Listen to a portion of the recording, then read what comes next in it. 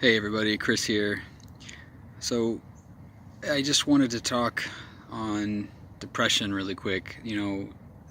This time of the year, the suicide rate goes up in December, and there could be a myriad of reasons for that, but it is unfortunately true.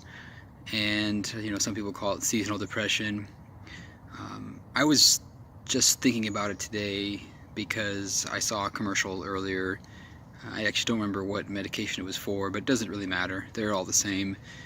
Basically, it was following this woman who had depression, and it was documenting some of the symptoms and attempting to show her kind of going through the motions with those symptoms. And while from a technical standpoint it was pretty much correct in terms of what depression is, you really can't encapsulate something like that in a commercial.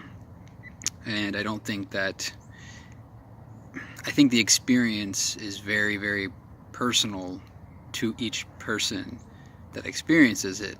So you're not really getting an accurate portrayal of what depression is, because there is no one size fits all portrayal of it. I've talked before on my podcast a little bit on my history with depression, and it was one of those things where I went a very long time with personally denying it to myself, and then a long time after that before acknowledging its existence to other people. And one thing I found was that once I broke through that barrier of the fear of judgment for opening up about that to other people, it became a lot easier from that point on to both open up about it and also to manage it, because it helped me realize that I wasn't alone. So what am I saying here? Well, I guess I just wanted to put this message out there into the ether of whoever might stumble on it, just to let you know that you're not alone. I know that's kind of sounds cliche type thing to say, but I think it always is good to know that. And as I've said before, I'm very responsive to comments and messages. The 10th Man Podcast at gmail.com. You can reach me there. I'll put that email out there for anybody that needs to talk.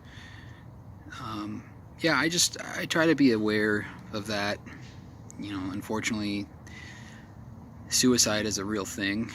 It happens a lot more often than we wish it would, and it happens more often during the holiday season, during December. So again, I just wanted to put out there that you're not alone if you're watching this. And I talked before on my other channel a while back about my uncle who had killed himself. It was the anniversary of the day he committed suicide, but what I didn't say was that I actually have two uncles that killed themselves, one from each side of the family, and they both had addiction problems. They both were alcoholics, and they both dealt with their problems alone for a long time. Other people did know about a lot of their problems, but they also kept a lot to themselves. But there's also something to be said for people being aware that something isn't right.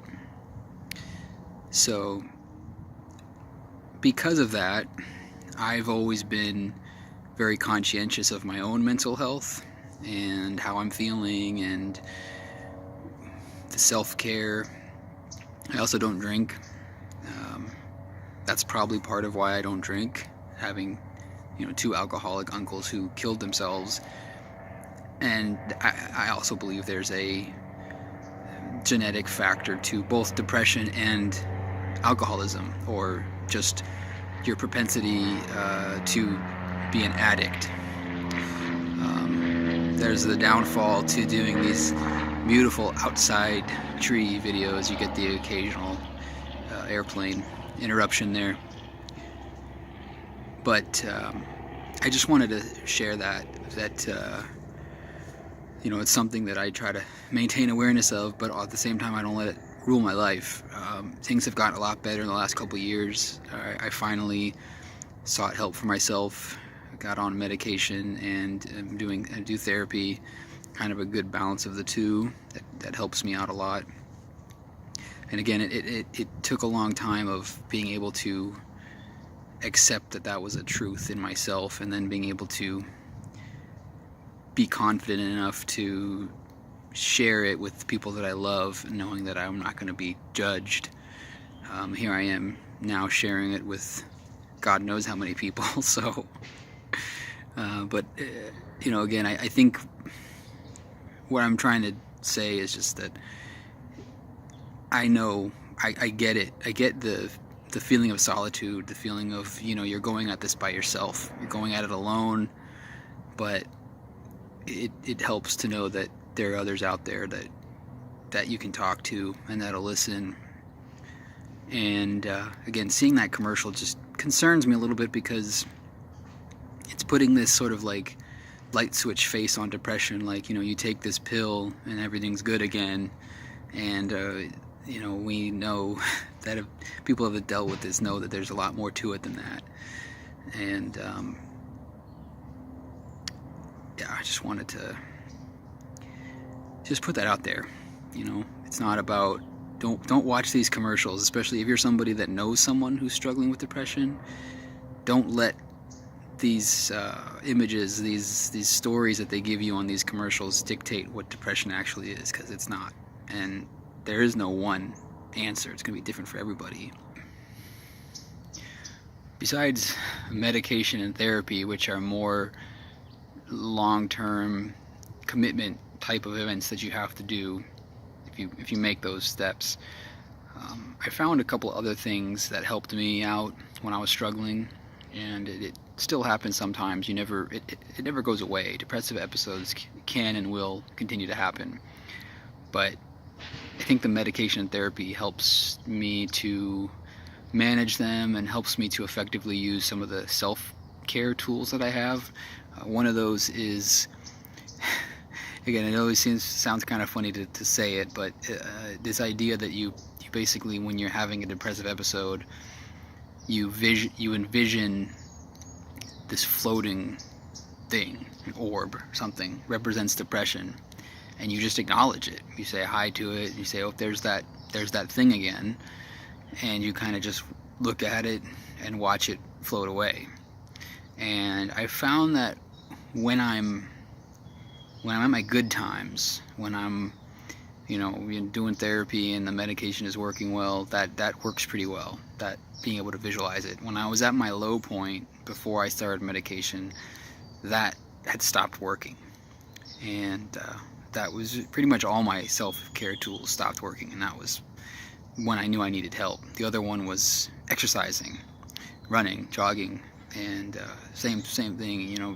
The endorphins that are released when you exercise, it's been found to have a chemical effect on improving depression, which is true, but it stopped working for me also. Again, a time that I knew that there was a problem. And then the third thing is cold showers. This one is probably the most effective short-term solution to depression I've ever had. When I was at my low point, again, I was frequently taking cold showers, and it definitely helps a lot.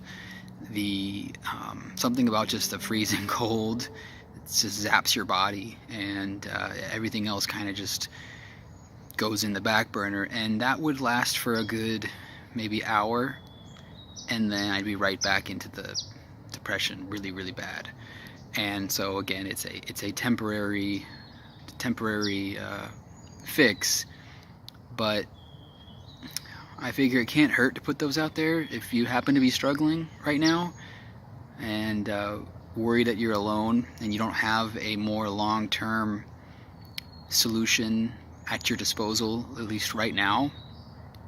Those are three things that have helped me, visualizing it, acknowledging it, letting it go, exercising, and cold showers. And one thing that you can do, because the cold showers, they're not fun, they kind of do suck, but you can do a cold shower and then immediately go to hot water afterwards, and it kind of has the same effect, and you don't have to be freezing when you leave the shower. Anyway, it's freezing out here. I'm going to go back inside, and I hope that you all have a happy holiday, Merry Christmas if you celebrate, and again, message me or comment me if you need to talk. I just want you to know that you're not alone. Have a great rest of your day. Thanks.